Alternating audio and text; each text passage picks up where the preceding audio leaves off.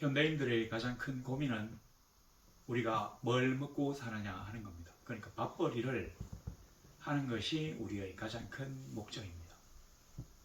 이거는 세상 사람들에게 있어서 가장 중요한 문제이긴 하지만 우리 믿는 사람들이라고 해서 특별히 다르지는 않습니다. 왜냐하면 기독교인들에게도 역시 돈이 필요하기 때문이죠. 자, 근데 뭐 먹고 사느냐 하는 문제에 대한 해답이 오늘 본문에 나와 있습니다.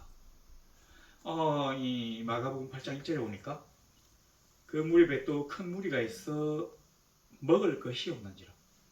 예수님의 어떤 그 집회 장소에서는 먹을 것이 없는 일이 종종 있었던 모양입니다. 우리가 앞에서도 봤는데 이 오병이어의 기적을 봤죠. 근데 이제 또 다른 어떤 이 먹을 것에 관한 이야기가 나옵니다. 보니까 2절에 보니까 내가 무리를 불쌍히 여기노라. 그들이 나와 함께 있은지 이미 사흘이 지났으나 먹을 것이 없도다. 만일 내가 그들을 굶겨 집으로 보내면 길에서 기진하리라. 그 중에는 멀리서 온 사람들도 있느니라. 자, 이제 이 말씀이 무엇을 먹고 살아야 될지에 대한 하나님의 어떤 해답이라고 생각해요. 그게 뭐냐면 여기 보니까 주님이 나중에 나오겠지만 7덩어리의 떡과 한 2마리, 그러니까 몇 마리의 적은 물고기를 이렇게 나눠 주셨는데, 그렇게 된 계기가 바로 이거죠. 내가 무리를 불쌍히 여기노라. 무리를 불쌍히 여기기 때문에 내가 나의 자녀들이 불쌍하다고 생각하기 때문에 칠병이의 기적을 행하려고 마음먹게 되는 것입니다. 그렇지 않아도 주님이 어떤 그 방책은 내어놓으셨겠지만 기적, 그러니까 이 무엇을 먹고 살아야 될지에 대한 어떤 고민에 대한 첫 번째 답은 바로 주님이 우리를 불쌍히 여기도록 만들어야 된다는 거죠. 주님이 우리를 불쌍히 여기도록 만드는 게 무엇이 있을까요? 여기 있네요. 그들이 나와 함께 있은지 이미 사흘이 지났으나 먹을 것이 없도다. 그러니까 사흘이 지났는데 먹을 것이 없다고 하는 얘기는 주님의 그 집회가 이 집회에 참석한 사람들의 예상을 벗어나서 너무 오래되었다고 하는 얘기입니다. 그렇기 때문에 사흘이 지났고 먹을 것이 없게 되는 것이죠. 보통은 아마 이 사람들이 아침과 이 저녁을 먹기 때문에 그냥 와서 그날 참석하고 돌아가면 밤에 이제 완전히 어두워지기 전에 저녁을 먹을 수 있는 그런 상황인 것 같은데, 실제로 주님은 지금 이 갈릴리 북쪽에 있는 그 광야에 계세요. 그러니까 사람들이 이제 그 광야로 갔거든요. 그러니까 이 광야와 민가는 많이 떨어져 있어요. 근데 주님의 말씀이 이제 점점 길어지니까 혹이라도 만일에 이제 좀 문제가 생길까 싶어가지고 점심이나 저녁을 사가왔다면 그걸 다 먹고도 이제 모자라니까 이제 둘째 날, 셋째 날엔 좀 굶지 않았을까. 여하튼 그래 셋째 날이 이제 끝이 나고 이 사람들 다 돌려보내야 되는데 주님이 뭐 때문에 불쌍히 여겼냐면 이 사람들이 굶고 집에 가다가 혹시라도 이 광야에서 기진맥진해져서 쓰러지지 않을까. 또는 그러니까 가까운 데 있으면 금방 집에 갈 수 있는데 멀리서 온 사람이 있기 때문에 내가 더 걱정이 된다. 이렇게 말씀하신 거예요. 여기 답이 다 있습니다. 주님이 우리를 불쌍히 여기려고 한다면 첫 번째는 주님과 우리가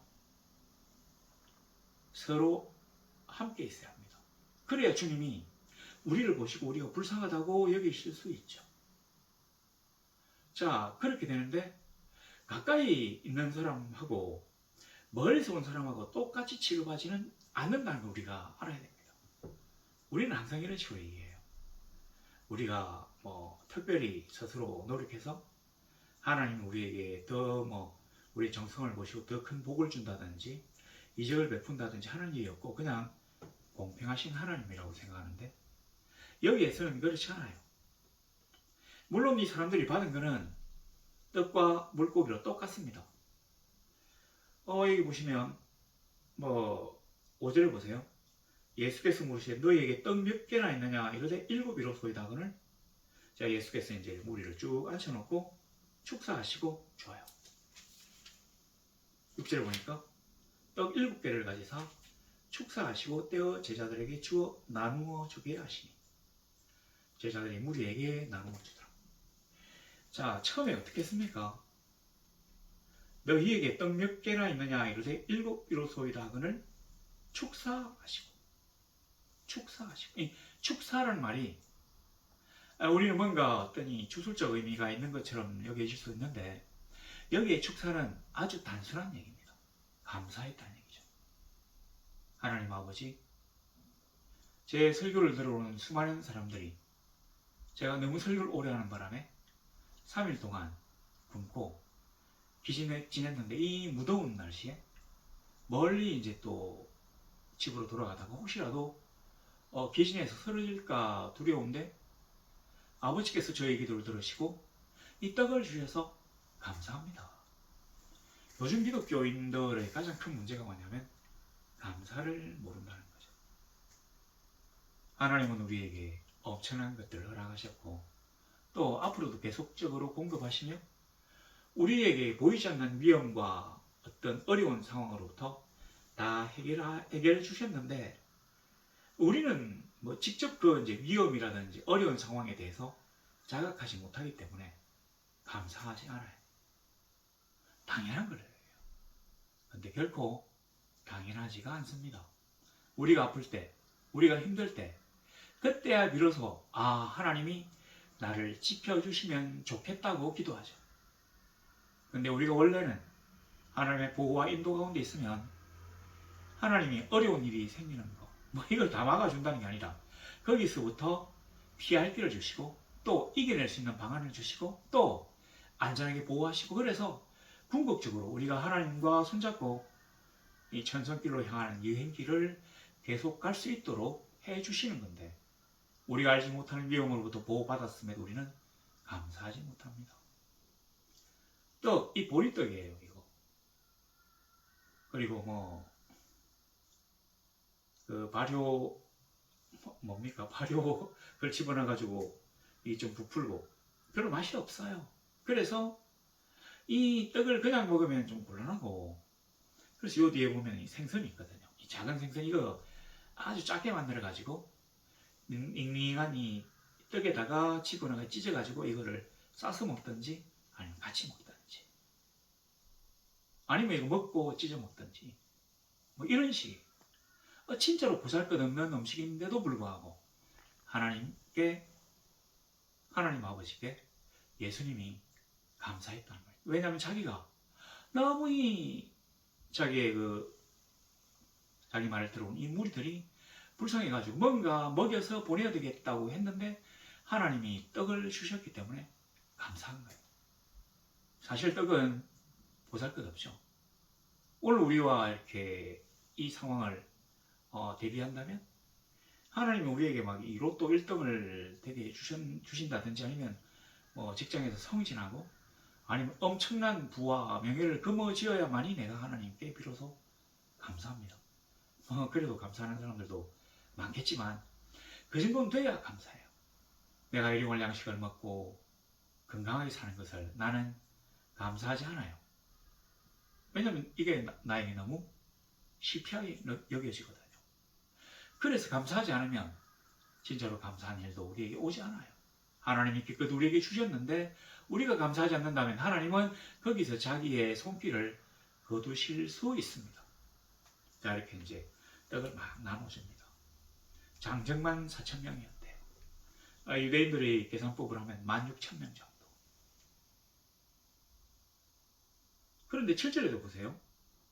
또 작은 생선 2마리가 있는지라. 이게 이제 무슨 말이냐면 여기 보시면 너희에게 떡 몇 개가 있느냐 이르되 7이로소이다. 그러니까 아마 그 당시에 그 오병이어의 기적 때는 꼬맹이 친구가 도시락을 갖고 와가지고 이 떡 5개하고 물고기 2마리를 나누었잖아요.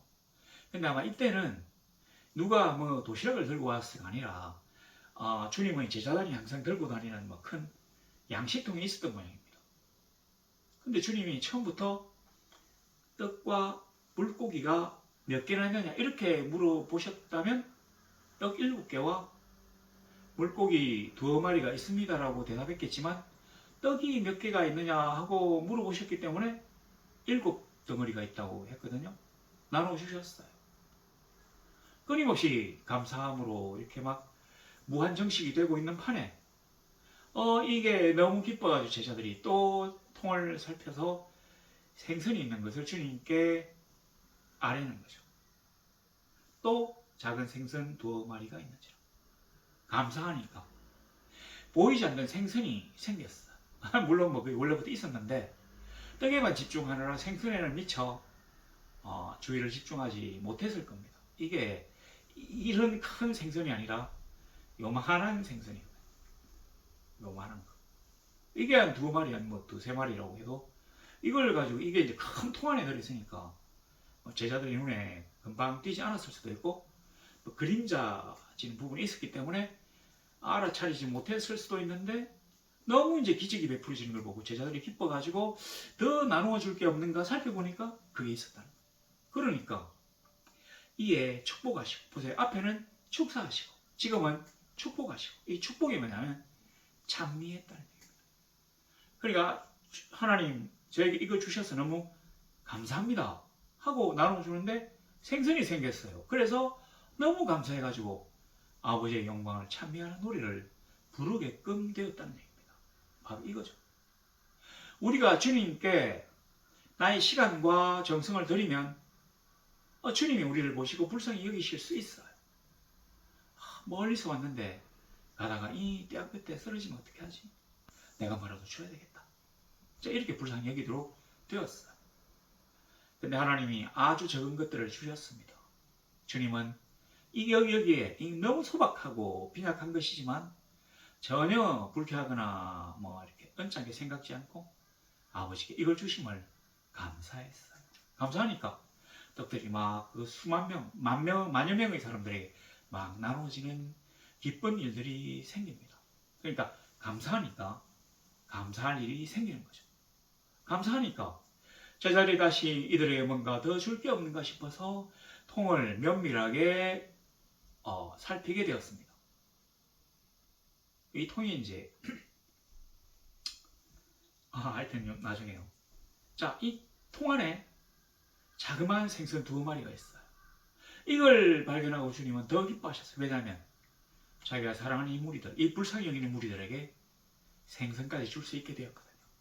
밍밍한 떡에다가 이 짭조름한 생선을 넣어가지고 같이 먹을 수 있도록 하게 되니까 너무 기뻐가지고 더 감사해서 참여하는 상황까지 왔다는 말입니다. 그리고 난 다음에 9절에 사람은 약 4,000명이었더라. 예수께서 그들을 흩어보내시고 했는데 그 앞에 보세요. 8절에 남은 조가리가 7광줄이었대요. 근데 여기 광줄이 그 오병이어때는 보면 12광줄이가 나왔잖아요. 여기는 지금 7광줄이밖에 안 나왔는데 여기가 더 많이 떡이 남은 거예요. 앞에 오병이어때 남아있는 거는 그 사람들이 도시락으로 허리에 차고 다니는 아마 작은 바구니 그 안에다가 이제 도시락을 집어넣고 다니는 거예요. 그러니까 이게 바람이 좀 통해가지고 뭐 상하지 않게 쉬지 않게 하는 아마 그런 작은 바구니 이걸 이제 유대인들이 여행할 때 잘 들고 다녔던 것 같은데 그걸 말하는 거예요. 그 12개 작은 바구니 12개를 얘기하는 거고 여기는 이 광주리가 사람이 들어갈 수 다 큰 어른이 들어가서 앉을 수 있을 정도의 큰 광주리를 말합니다. 그게 7개가 나온대요. 보세요. 어떤 아이가 도시락을 들고 왔어요. 그래서 그 도시락이 12개가 남았어요.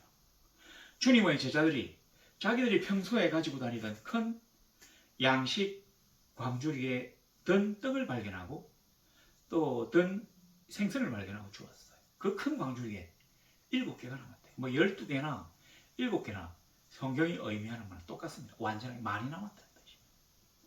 우리가 하나님께 많이 드렸기 때문에 아니면 우리가 준비된 그릇이 크기 때문에 많이 주었다고 생각합시다. 가장 중요한 거 여기 있잖아요. 감사하고 참여했다. 그래서 풍족하게 남았다. 자, 이렇게 되려고 하면 내가 주님과 함께 해야 합니다. 3일이나 있으니까 너무 힘들어요. 준비한 건 하루치 식량밖에 없는데 저녁만 먹고 끝인데 계속 하니까 집에 돌아가고 싶어요. 많이 돌아갔을 것 같습니다. 근데 돌아가지 않았기 때문에 그 사람들이 하나님이 자비와 긍휼을 베푸시려고 마음먹게 된 것이에요. 근데 절대로 똑같지 않잖아요. 가까운 데서 온 사람도 있고 멀리서 온 사람도 있어요. 이들에게 주어진 음식 종류는 똑같지만 멀리서 온 사람들에게는 아마 더 많이 주어서 그럴 때 먹어야 됩니다. 어떻습니까?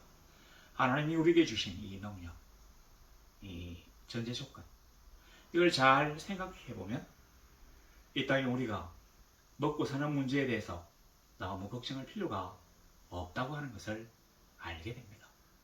자, 그렇게 하나님과 더불어 이 세상을 힘차게 살아가는 우리 성도들이 되시기를 우리 주 예수 그리스도 이름으로 간절히 소망합니다.